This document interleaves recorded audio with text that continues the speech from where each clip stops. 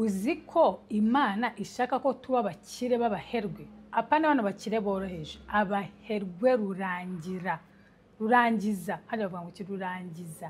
Mbimenye ejo bundi, reka tubivugeho.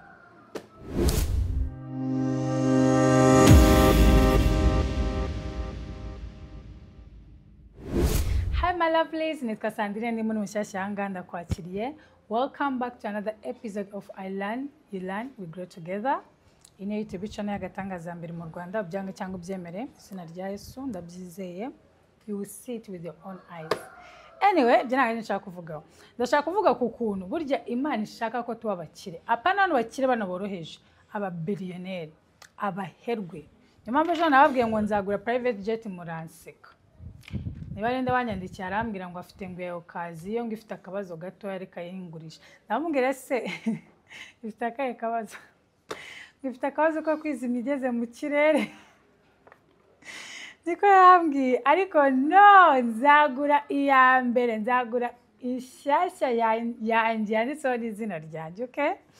I'm not even joking. Private jet baby girl, you know? Anyway, Imana ishaka ko tuba abakire, ishaka ko tuba abaherwe, ishaka ko tuba abaherwe bamwe barurangiza. Hari video nabivuzemo mvuga ukuntu Aburahamu yari umukire ukomeye. Uko Aburahamu yari umukire ku buryo yari afite n'igisirikare cye. Can you imagine? Yari afite n'igisirikare cye. Yakobo yari umukire, Isaka yari umukire. Nta muntu muri bundi wari woroheje. Ba Salomo turabizi, ba Dawidi, barana bakomeye, ba Samsoni. Nta muntu muri Bibiliya wari umukene. Niyo mpamvu rero niba wizera Imana yabo, ugomba no kuba nawe nkabo, ugomba kuba ubuzima nk'ubwabo, ugomba kuba umukire, umuherwe rurangiza, okay? So, ngiye kubikwereka muri Bibiliya. Hari ukuntu abarokore cyara bajyaga batubesha, byabe no guteka mutwe, reka mbabwire mujya muhunga ibintu by'ubuteka mutwe. Hari ukuntu abarokore babona bari guca mu bibazo byinshi, bari guca mu ntambara nyinshi, mu bukene bwinshi, hari ukuntu babona ngo ubwo bw'Imana ngo bafite umugambi ukomeye, ngo ni bw'Imana ngo bazabona ijuru, ngo ariko ngo abakire ngo bazashya. Hari ijambo riri muri Bibiliya rivuga ngo ntago ngo bya, ariko Mana igihe cyose ndi gushuta ingano baba basakuza hanze ku muhanda, habo ni bande kweri simbizi. But anyway, hari ukuntu muri Bibiliya hari ijambo rivuga ngo nyine, okay, nawe ndi buri quoting nkuko rivuga neza, ariko riravuga ngo biragoye ko umukire yajya mu ijuru, ngo ahubwo byashoboka ko ingamiya yakwinjira mu izuru ry'urushinge. Can you imagine? Ingamiya murayizi ni ikintu kinini cy'igisimba. Okay, naga ari igisimba, ni ikinyama, naga ari ikinyamaswa, ni ikintu nyine kinini.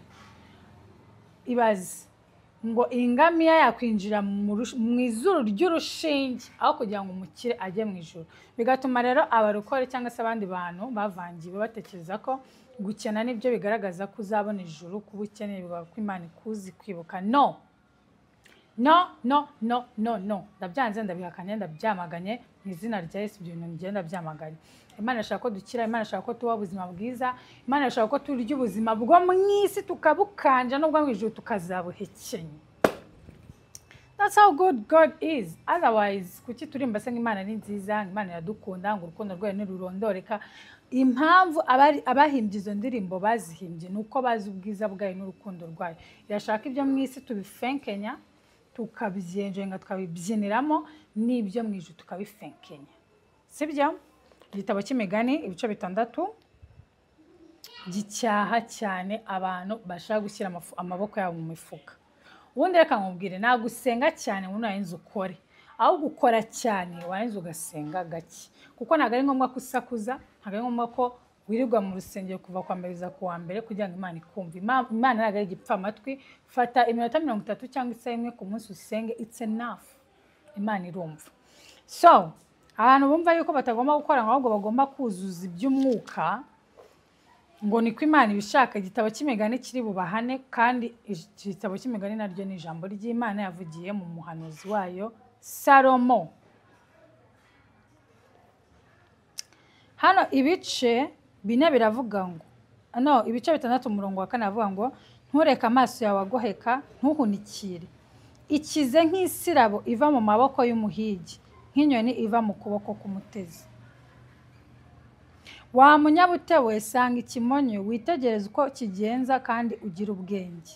Ntikigira umutware cyangwa igisonga cyangwa shebuja, ariko gihunika ibiryo byacyo mu cyi, kandi mu isarura kikishakira ibigitunga.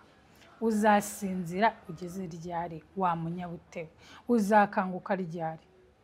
Utihenga sinzire gato nihweture kanzinya kandi nipfunyapfunye sinzire. Nuko ubukene buzakugeraho nk'umwambuzi n'ubutindi bugutere nk'ingabo. Nimba se Imana ishaka ko mukena, nimba ishaka ko abakene bajya mu ijuru, kubera iki ahangaha bari kuducyaha gutya? Kubera iki bari kuducyaha gutya? Bakwereka n'ibyo ukora bakanabijya mu muzi ushaka gusinzira. Njye nyanza mu Rwanda reka mbabwerekana nabivugira ahangaha kuri YouTube. Njye nza mu Rwanda nashanga ngo umujinya. Saa 2 za mu gitondo ugashaka supermarket ifunguye ukayibura we. Ukabura iduka ukaribura. Ugashaka iduka uguramo n'ikintu cyo kurya ukakibura. Ngo hano abantu bafungura saa 3. Hano abantu bafungura saa 4. Hey. Waheza ngo uri umukene ngo amafaranga ufite.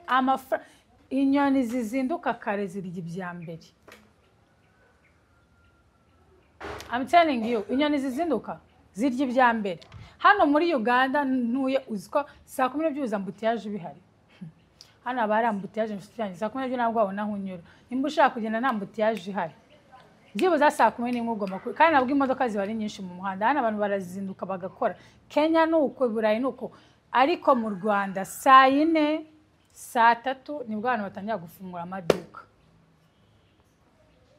Ubu se igifu kibaye kiri kundya nkakenera amata saa 12 za mu gitondo. Ukuntu igifu kiryana, ariko ukitora ugashaka amata muri karitsiye ukayabura. Tangira gukora ibintu bitandukanye nk'umucuruzi wo tangiye kuzinduka. Umuntu ashaka kubyuka mu gitondo agiye ku kazi cyangwa agiye ahantu akitasha. I'm telling you, akiyanduza nk'umugore tuba dufite ibibazo byinshi, ukiyanduza cyangwa ikintu kigagukurura kikaguca umwenda. Bikangombwa kureba iduka riri aho hafi ugura kenda ko kwambara. Ariko abacuruzi ninde uzinduka ngagiye kugura imyenda agafungura saa 5 saa 4 za mu gitondo.